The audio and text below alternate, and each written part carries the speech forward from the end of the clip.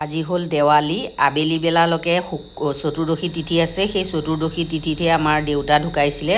দেউতা ঢুকুৱা দুবছৰ হ'ল, আজি দুবছৰীয়া শ্ৰাদ্ধ। সেই গতিকে আমি ঘৰলৈ এওঁ আৰু মই আহি আছোঁ। তেল ভৰাই ল'লোঁ, আহি পেলাই আৰু বালিপৰা চেণ্টাৰ পালোঁ। হানি মাইনাই আৰু আমি আহিলেতো আৰু ফোনতে আগতেই ক'ব, জেঠাই আমুক আনিবা তামুক আনিবা। তাইৰ কাৰণে আইচক্ৰীম আৰু চকলেট লৈ ল'লোঁ। আৰু এতিয়া ইমান চোকা ৰ'দ দিছে, আহি ঘৰ পাইছোঁহি।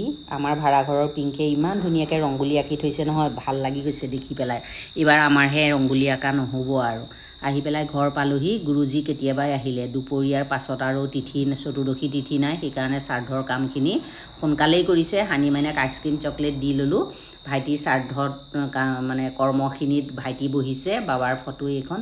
বাবাৰ ফটোখন দেখিলে যে বাবা যে নাই আমাৰ মাজত, এনেকুৱা নিচিনা নালাগেই আৰু আমাৰ গোৰ্খাসকলৰ নিয়ম মতে গোটেই আমাৰ গুৰুজী আছে, গুৰুজীয়ে কামখিনি কৰে।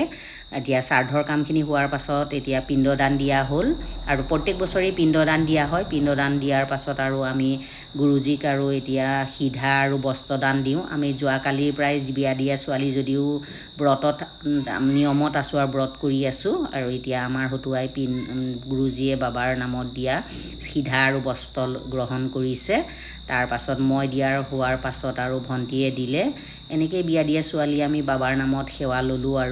আৰু শ্ৰাদ্ধ শেষ হোৱাৰ পাছত আৰু ভাইটি, মই, ভণ্টী নদীলৈ গৈ আছোঁ পিণ্ডৰ বস্তুখিনি আৰু শ্ৰাদ্ধৰ বস্তুখিনি উটুৱাই দিবৰ কাৰণে। হানি মাইনাও দৌৰি দৌৰি আহিল নহয়, ইমান চোকা ৰ'দ দিছে, আহিব নালাগে বুলি কৈছোঁ, নামানে।